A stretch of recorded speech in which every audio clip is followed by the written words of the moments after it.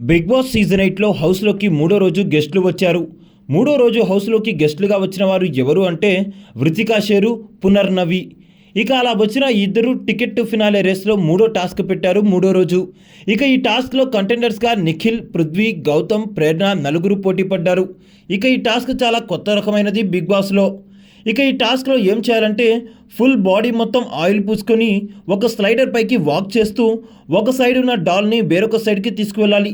అలా తీసుకువెళ్ళేటప్పుడు ఆ ఆయిల్ వల్ల జారి కింద పడిపోతూ ఉంటారు. ఆ స్లైడర్కి ఉన్న స్లోప్ వల్ల ఎక్కడం కూడా చాలా కష్టమవుతుంది. కానీ నిఖిల్ అండ్ పృథ్వీ ఇద్దరు కూడా భలే ఆడారు. నిఖిల్ అయితే రాక వచ్చిన అవకాశాన్ని ఒడిస పట్టుకున్నాడని చెప్పుకోవచ్చు. ఇక ఈ టాస్క్లో ఢీ అంటే ఢీగా వీరిద్దరు కూడా పోటీ పడ్డారు. కానీ చివరికి నిఖిల్ స్లైట్ ఎడ్జ్తో గెలవడం జరిగింది.